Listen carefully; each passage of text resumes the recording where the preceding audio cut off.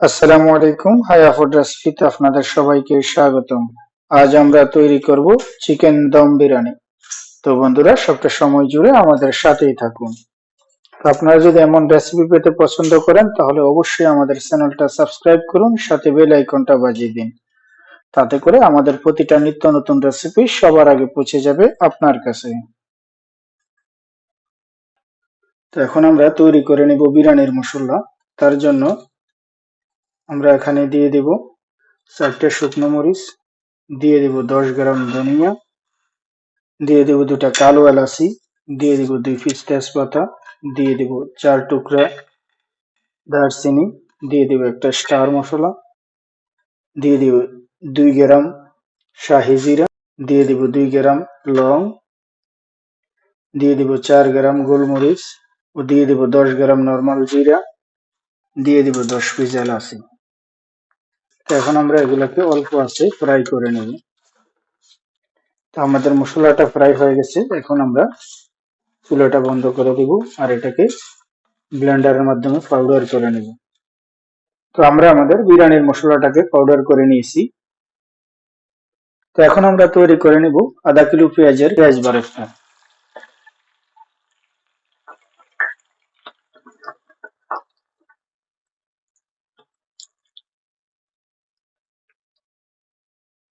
আমাদের পেঁয়াজ বারেস্তাটা হয়ে গেছে, এখন আমরা এটাকে উঠিয়ে নেব।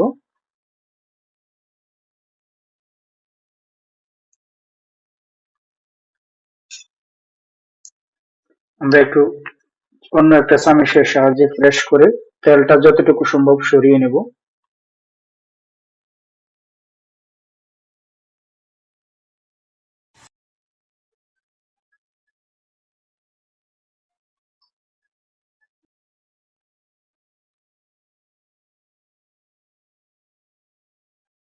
তো আমরা এখানে 1 কেজি সাইজের একটা মুরগিকে কেটে সুন্দর করে ওয়াশ করে নিয়েছি।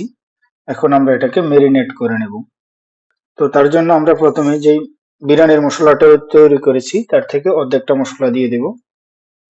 এখানে আমরা 2 টেবিল স্পুন বিরিয়ানির মশলা দিয়েছি,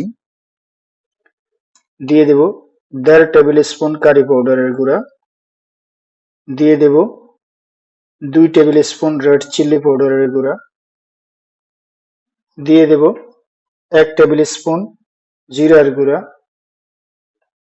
দিয়ে দেব 1 টেবিল স্পুন হলুদের গুঁড়া, দিয়ে দেব 1 টেবিল স্পুন ধনিয়ার গুঁড়া, দিয়ে দেব লবণ স্বাদ অনুসারে, দিয়ে দেব 250 গ্রাম পেঁয়াজ বেরেস্তা, দিয়ে দেব 15 গ্রাম পুদিনা পাতা, দিয়ে দেব 20 গ্রাম ধনিয়া পাতা, দিয়ে দেব 15 গ্রাম লেমন জুস ও দিয়ে দেব 20 গ্রাম টমেটো পেস্ট। তো এখন আমরা আমাদের এই মিশ্রণটাকে মুরগিটার সাথে খুব ভালো করে মিক্স করে নেব।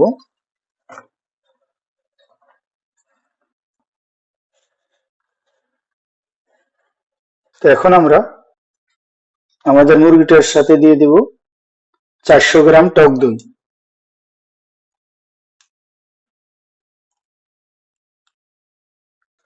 তো আমরা টক দইটাকেও খুব ভালো করে আমাদের মুরগিটার সাথে মিক্স করে নেব।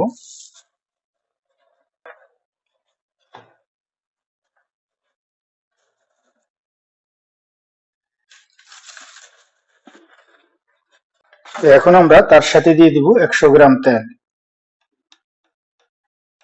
তারপর তেলটাকেও খুব ভালো করে মিক্স করে নেব।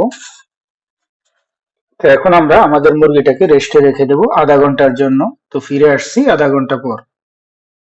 তো এখানে আমরা নিয়েছি 800 গ্রাম বাসমতি রাইস। তো এটাকে আমরা এখন ওয়াশ করে পানির মধ্যে ভিজিয়ে রাখবো 15 মিনিটের জন্য।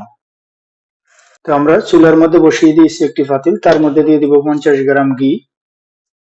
তো তার মধ্যে দিয়ে দিব আমাদের ম্যারিনেট করা মুরগিটা।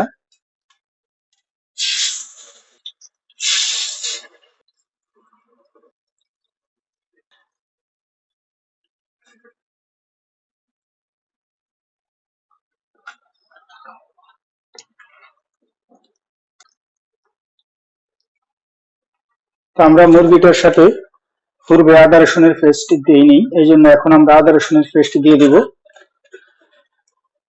3 টেবিল স্পুন।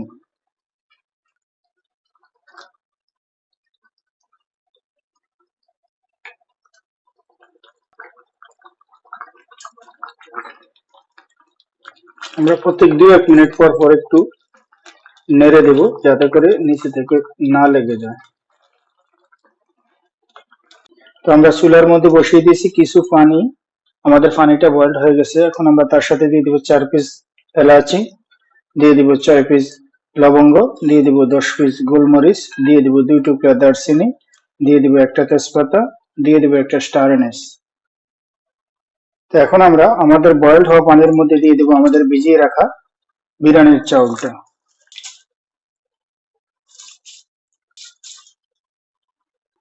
এখন আমরা আমাদের চাউলটার সাথে লবণ দিয়ে দিব স্বাদ অনুসারে।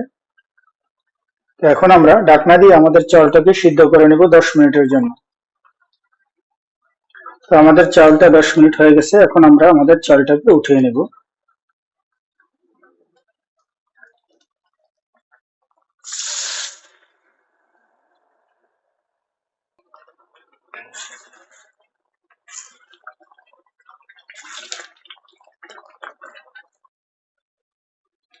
তো আমাদের মুরগিটা কুক হয়ে গেছে, এখন আমরা তার উপর থেকে দিয়ে দেব আমাদের চাউলগুলা।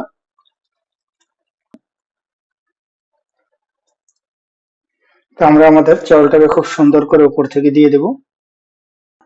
তারপর উপর থেকে দিয়ে দেব কিছু পুদিনা পাতা, দিয়ে দেব কিছু ধনিয়া পাতা,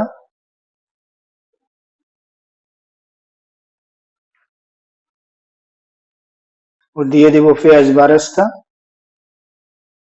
তো তারপর আমরা দিয়ে দেব আমাদের বিরিয়ানির মশলাটা উপর থেকে, যে অর্ধেকটা মশলা আমরা রেখেছিলাম। তো এখন আমরা এটাকে ঢেকে দিব অ্যালুমিনিয়াম ফয়েলের মাধ্যমে। তো তারপর আমরা এটাকে ঢেকে দিব।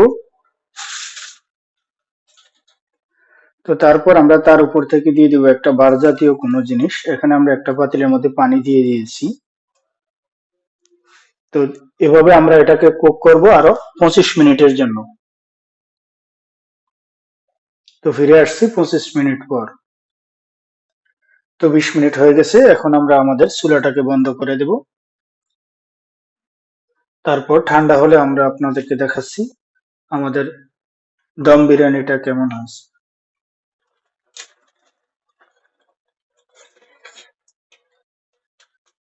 তো বন্ধুরা, আমাদের চিকেন দম বিরিয়ানিটা রেডি হয়ে গেছে, দেখুন কেমন হয়েছে।